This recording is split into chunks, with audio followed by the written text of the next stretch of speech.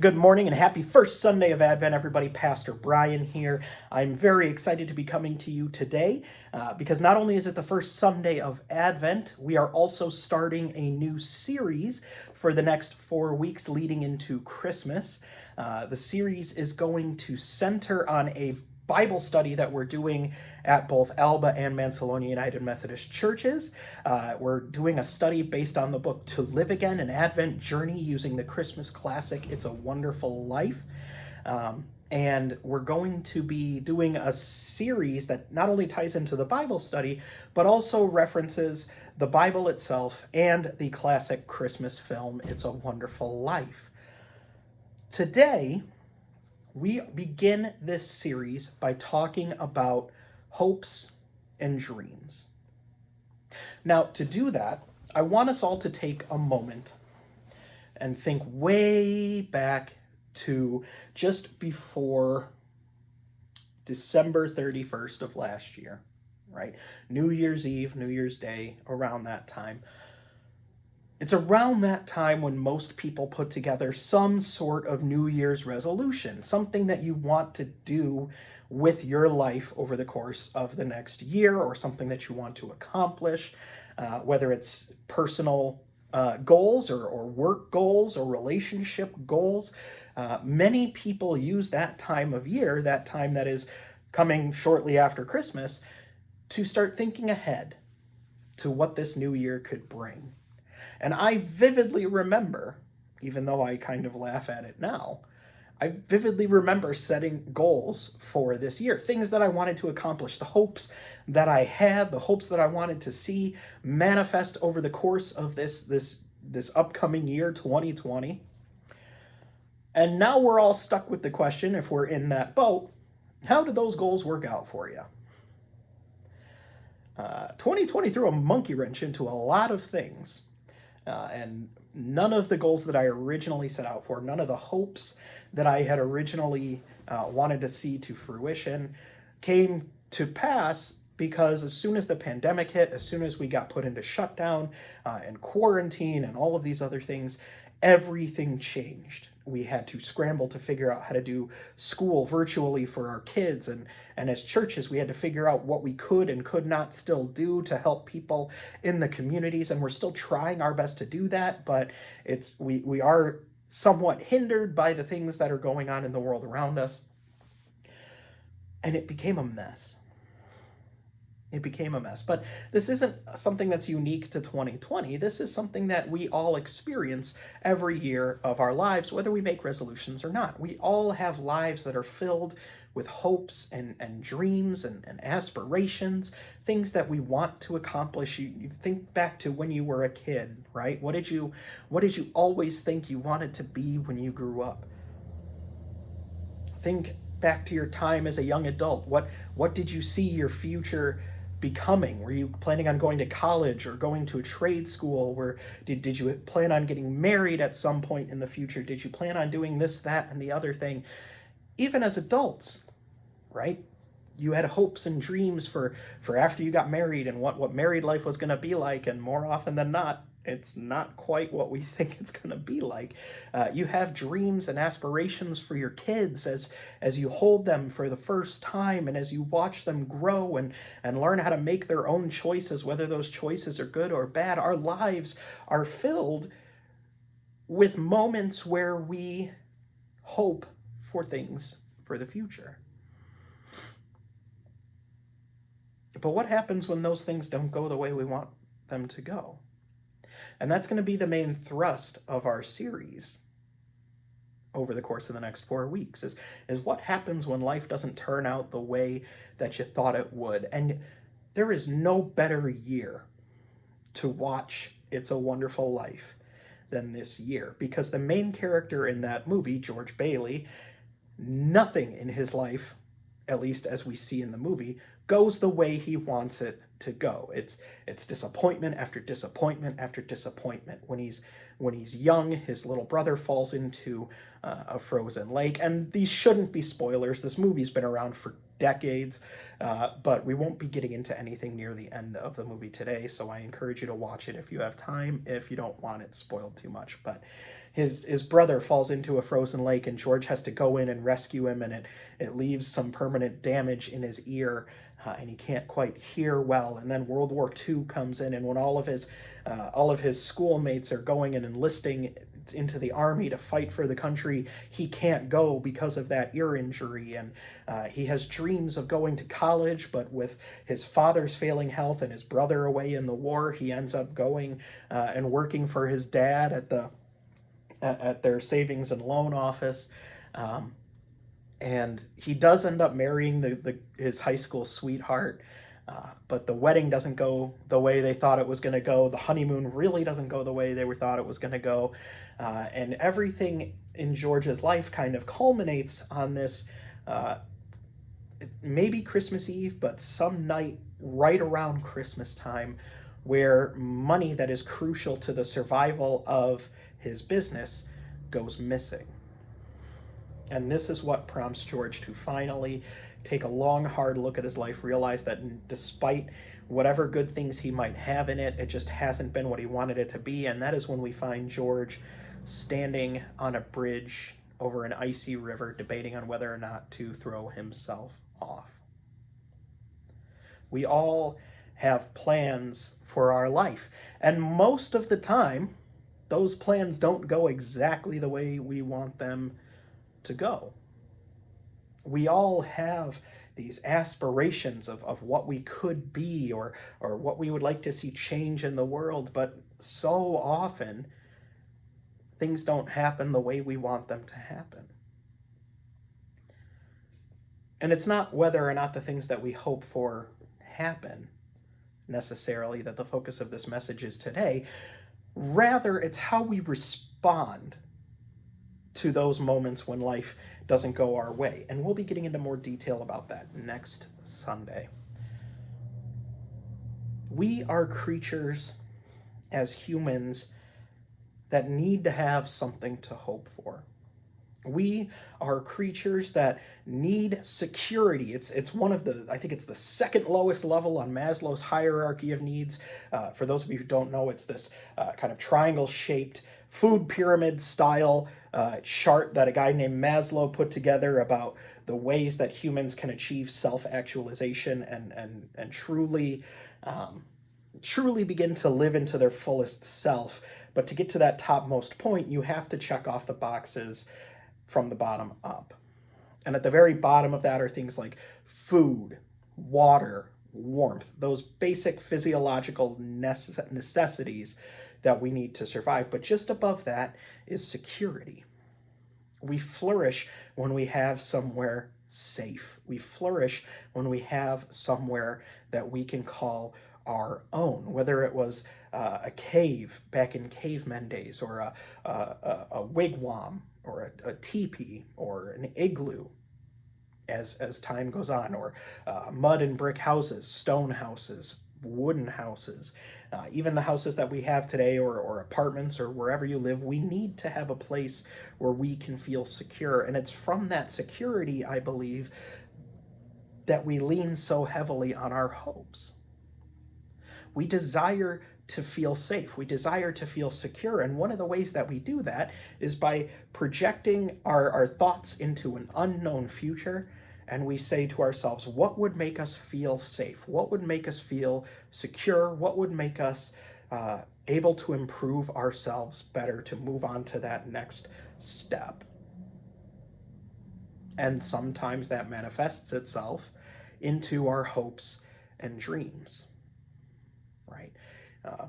Maybe you're thinking, I want to have a big family, spouse, couple of kids, biological or adopted, because it makes you feel safe. It makes you feel like you're needed. It makes you feel wanted. It makes you feel important. It's all in that security bubble. Maybe you want a promotion at work, and that goes towards financial security and trying to end up with some sort of retirement where you can actually enjoy that last part of your life.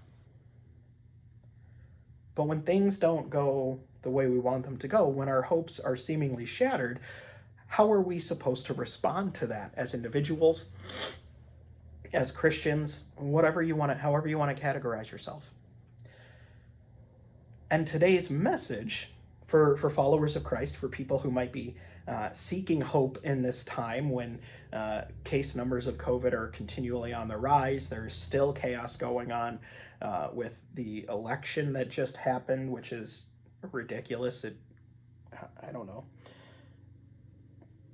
We need something to hope for. We need something that can make us feel secure. And according to the Bible today, one of those things that can help us with that is Jesus Christ.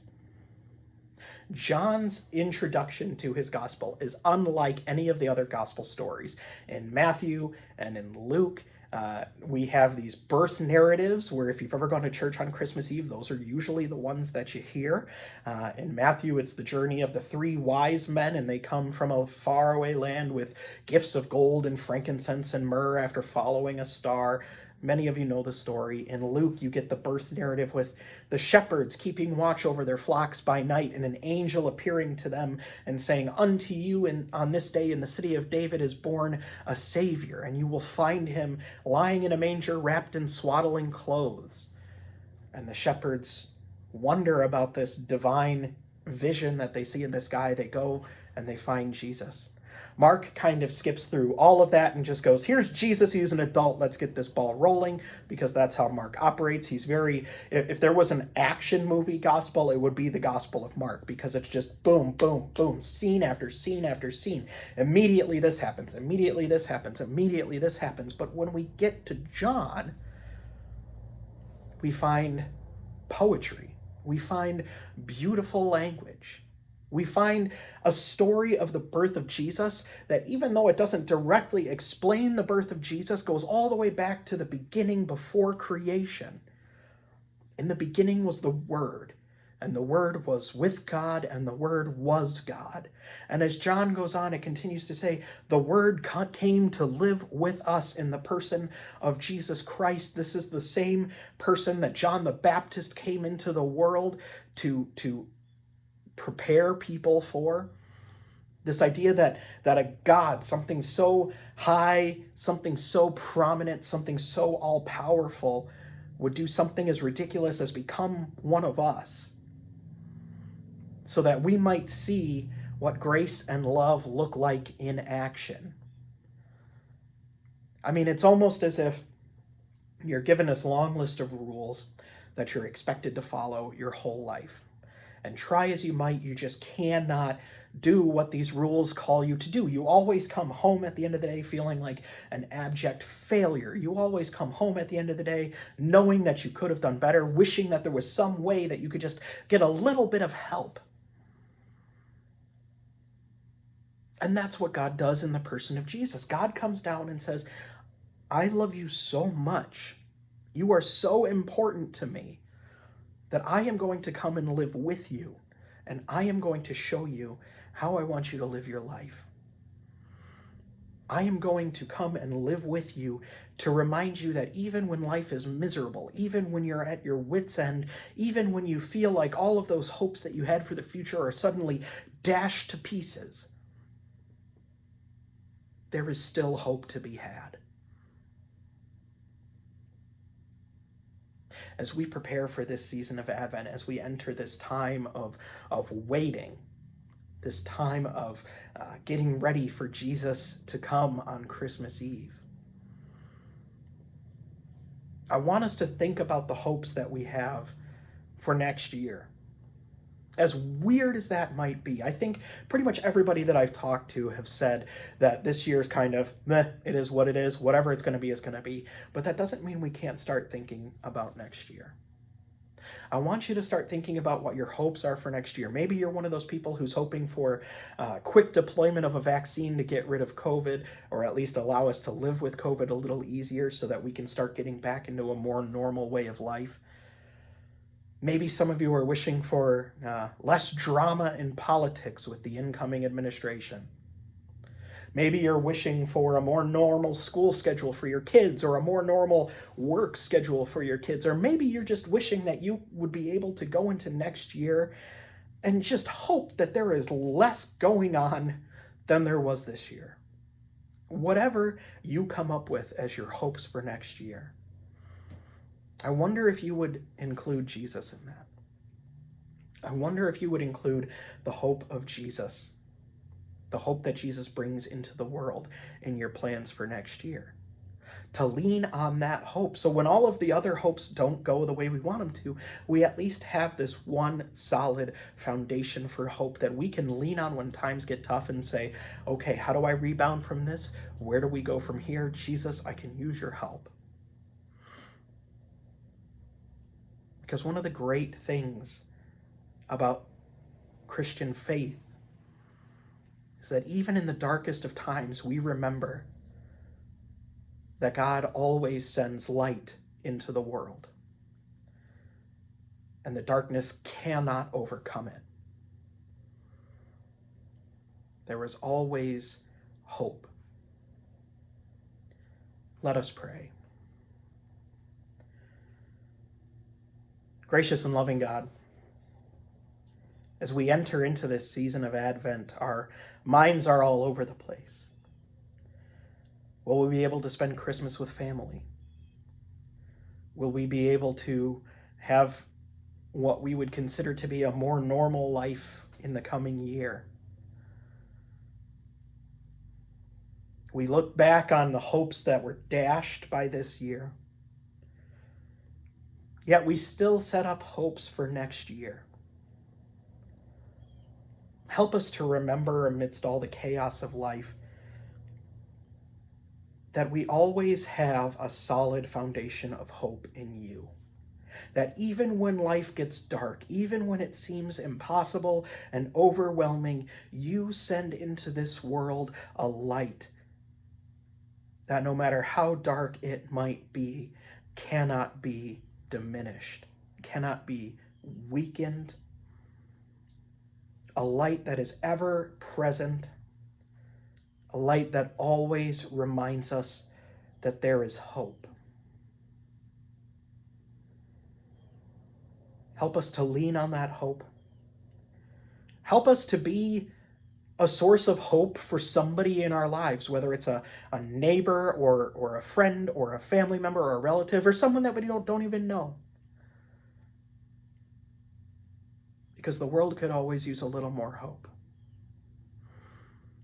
And you call us to be that hope, to be a part of that light that pushes against the darkness. Thank you for sending your Son into this world. As we ask all of this in the name of your Son, Jesus Christ. Amen. It is the Advent season. So as Advent progresses, I hope that you are able to get into some sort of holiday spirit, whether you're a Christian getting ready for Christmas, whether you're Jewish getting ready for Jewish festivities, or Muslim, whatever your religion is, whatever your creed is, however you celebrate the holidays.